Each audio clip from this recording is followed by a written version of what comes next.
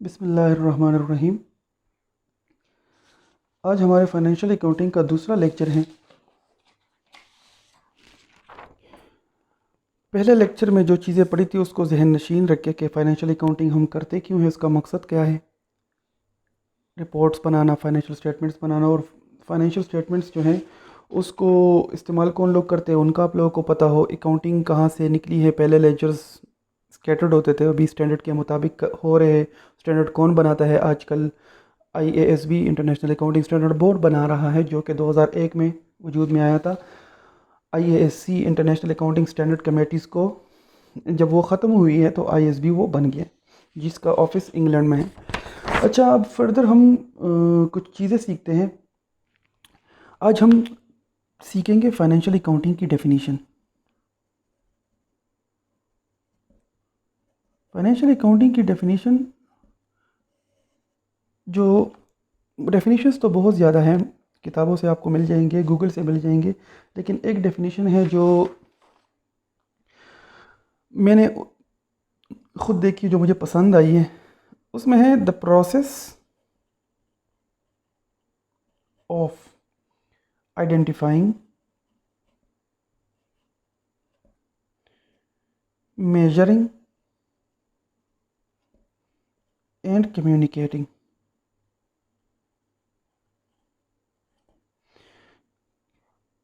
क्या financial accounting एक process है जो कि आइडेंटिफाई करता है, मेजर करता है और फिर उसको कम्युनिकेट करता है। किस चीज़ को? इकोनॉमिक इंफॉर्मेशन को।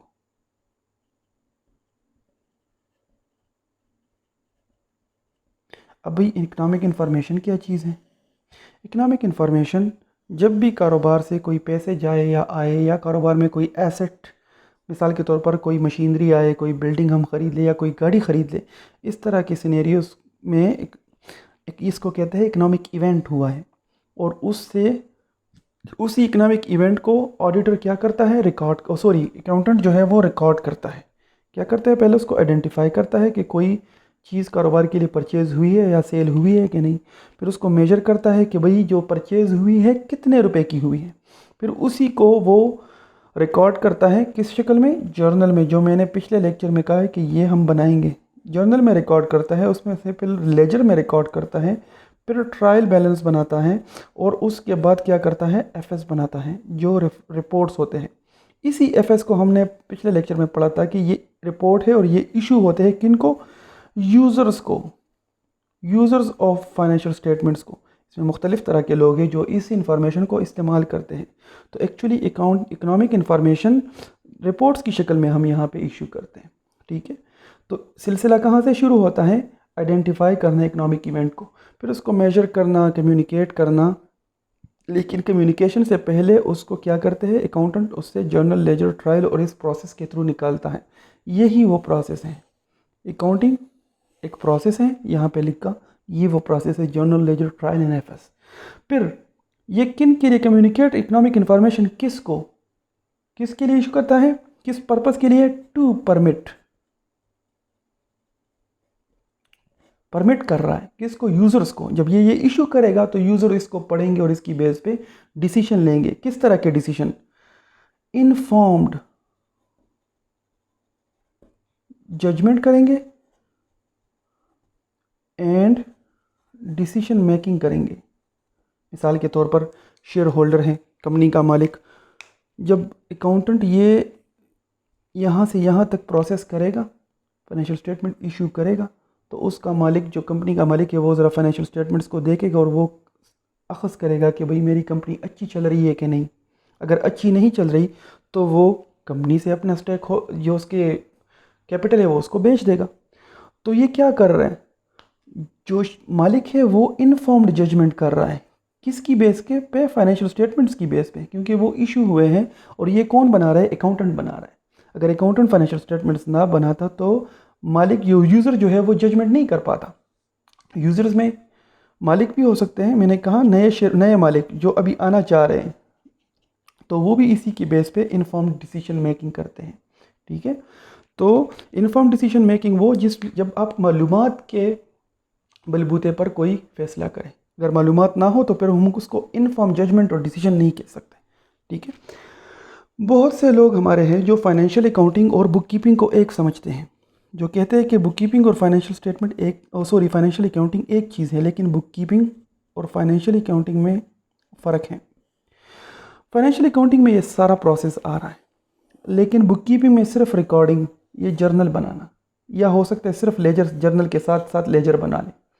बुक कीपिंग की अगर डेफिनेशन हम देखें तो इसको भी एक प्रोसेस कहते हैं, process of recording data related to economic events. भाई सिर्फ एक प्रोसेस है जो कि सिर्फ रिकॉर्डिंग ऑफ डेटा है। यहाँ पे चीज़ें ज़्यादा है, आइडेंटिफाई करना, मेजर करना, फिर उसको कम्युनिकेट करना एफएस की शक्ल में, लेकिन यहाँ पे कम्युनिकेशन वगैरह नहीं है, ना ही फाइनेंशियल स्टेटमेंट्स बनाना है, सिर्फ और सिर्फ इनिशियली रिकॉर्ड करना, जो कि जर्नल की शक्ल में होता है।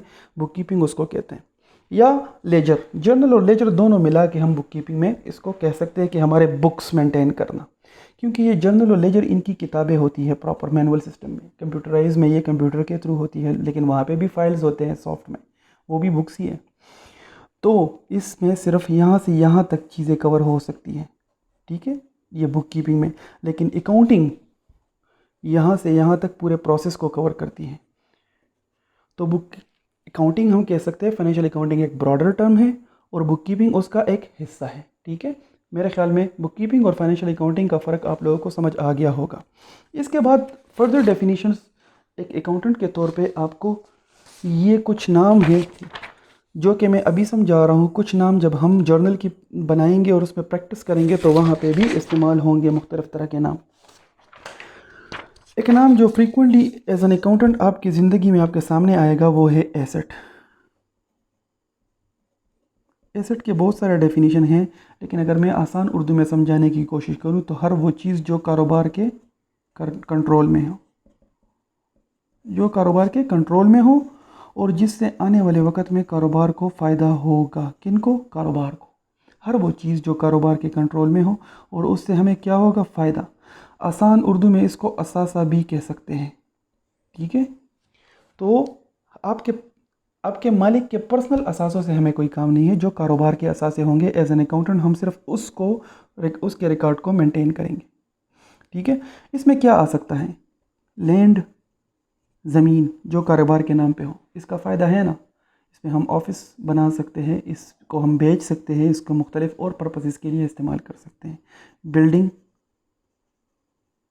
बिल्डिंग भी हमारा असासा है, क्योंकि इससे आने वाले वक्त में हमें फ़ायदा होगा, हम इसमें रहेंगे, कारोबार कर सकते हैं। इसके अलावा फर्नीचर भी इस्तेमाल होता है कारोबार के लिए, इससे फ़ायदा होगा। व्हीकल्स, गाड़ियाँ वही इस्तेमाल होती है कारोबार के लिए, इसमें हम चीज़ों के लिए परचेज़ के दौरान चीज़ों को ला सकते हैं, चीज़ें बेचने के लिए चीज़ों इसको सप्लाई के तौर पे इसमें इस्तेमाल कर सकते हैं, एम्प्लॉयज़ को दे सकते हैं।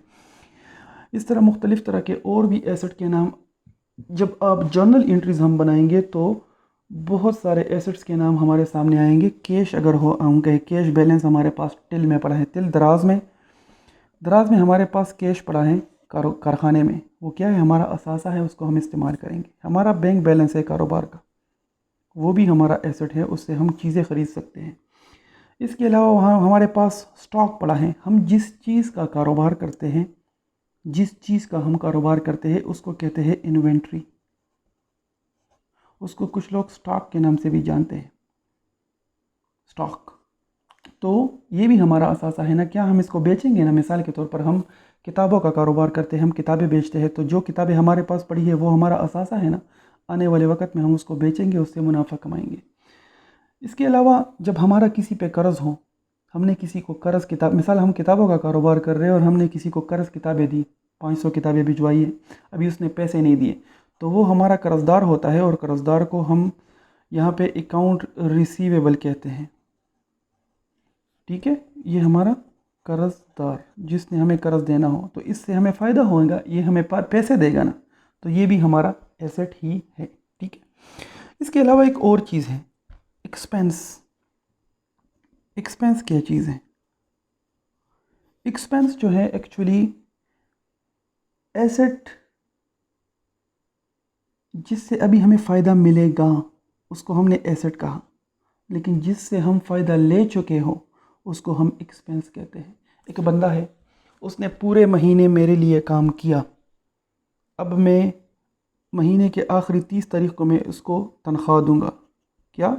तनख्वाह। तनख्वाह हमारी सैलरी उसकी जो है, तो उसके लिए तो इनकम है, लेकिन हमारे लिए क्या है? ख़र्चा। हमारा ख़र्चा है, सैलरी है, एक्सपेंस। लेकिन क्या इस सैलरी के बदले उस बंदे ने हमारे लिए पूरे महीने काम किया, ठीक है।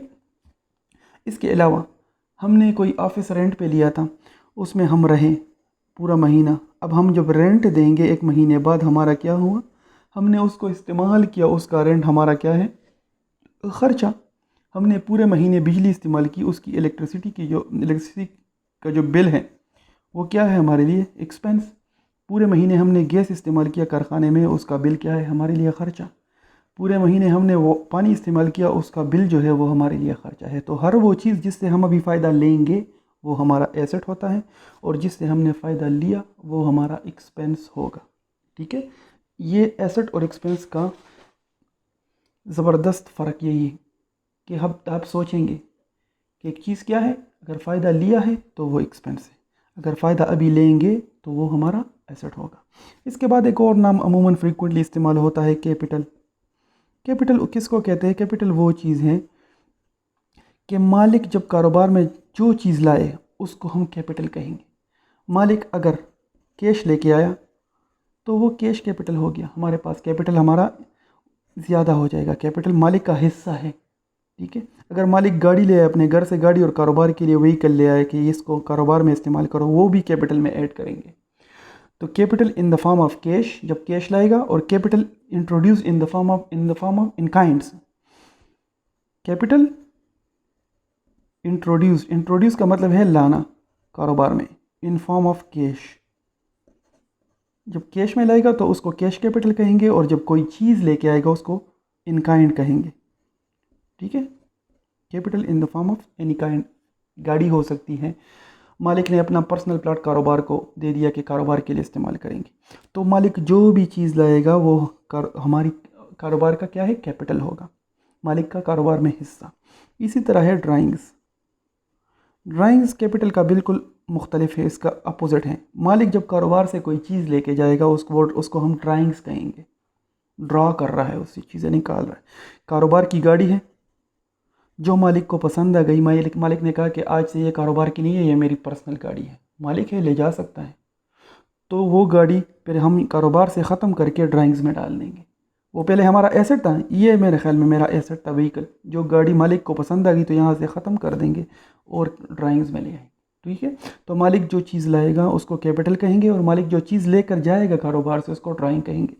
ये सारी चीज़ें आपकी और भी आपकी इस पे कॉन्सेप्ट क्लियर होंगे जब हम जर्नल लेजर्स बनाएंगे, ठीक है। जब हम जर्नल बनाएंगे उसमें ये एक एक चीज़ आपकी मैं एक्सप्लेन करके दूंगा, क्योंकि जो बंदा जर्नल नहीं बना सकता वो अकाउंटेंट नहीं बन सकता, ठीक है।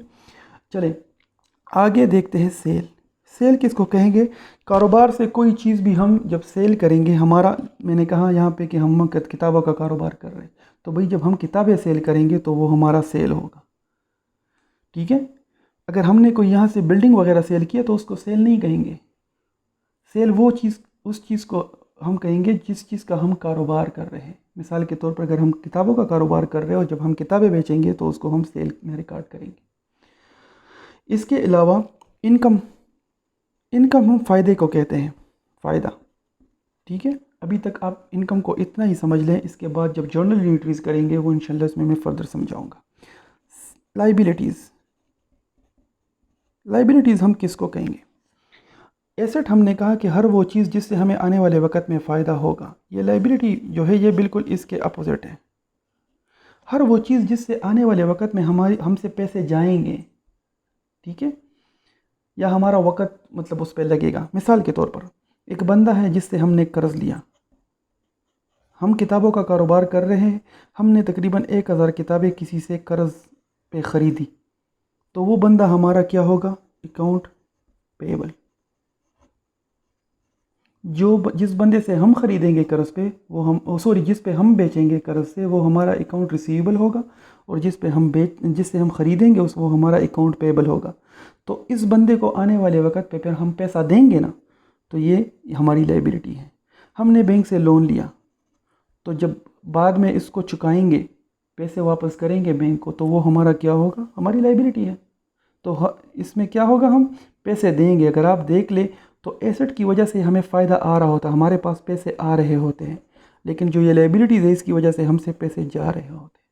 ठीक है, ये जर्नल में फ़र्दर इसके आपके कॉन्सेप्ट्स जो है जर्नल में फ़र्दर क्लियर हो जाएंगे इंशाल्लाह। अच्छा, इसके बाद ये मैं अपने साथ नोट करता हूँ, ये लेक्चर नंबर 2 के मेरे नोट्स हो गए। इसके बाद एसेट, लायबिलिटीज़ और इन चीज़ों को आपने सीखा। अभी मैं आपको अकाउंटिंग के प्रिंसिपल्स बताता हूँ।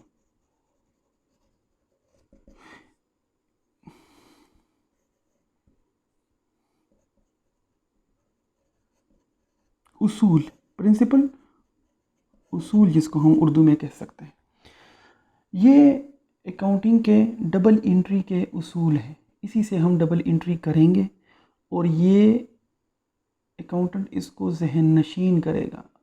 अपने मरते दम तक अकाउंटेंट इस उसूल को नहीं भूलता। ठीक है, ये उसूल अकाउंटेंट को पहले दिन सीखने हैं और उसके मरने तक उसको याद रहते हैं। अकाउंटेंट कुछ भी भूल सकता है लेकिन ये उसूल नहीं भूल सकता, ये इंतहाई ज़रूरी है। हमने जो चीज़ें पढ़ी थी, एसेट, एक्सपेंस, ड्राइंग्स,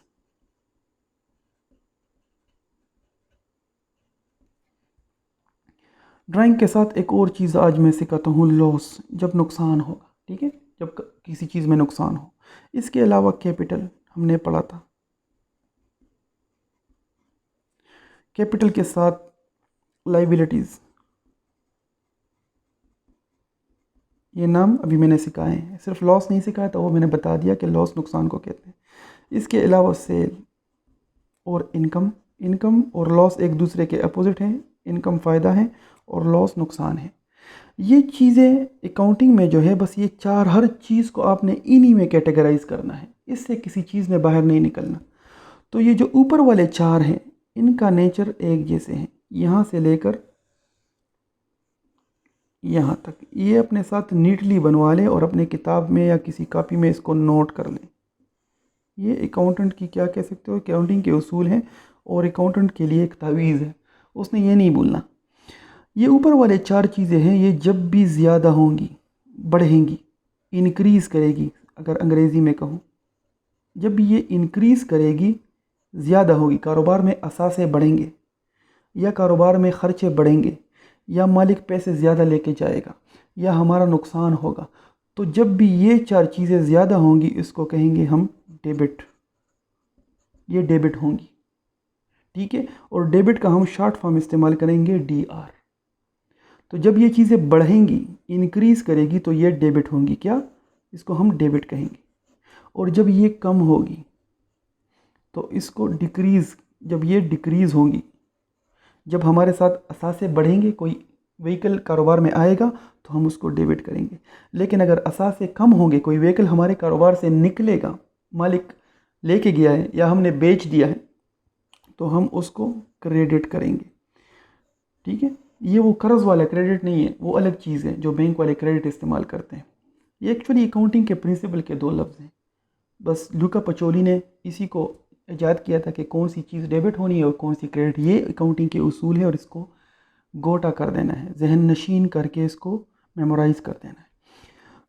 तो ये चार चीज़ें जब भी बढ़ेंगी तो ये डेबिट होंगी, और जब ये घटेंगी, कम होंगी, मतलब ज़्यादा, और ये कम, जब कम होंगी तो क्रेडिट होंगी और जब ज़्यादा होगी तो ये डेबिट होंगी। ये नीचे वाले जो चार है ये इसके एग्जैक्ट अपोजिट है, रेसिप्रोकल।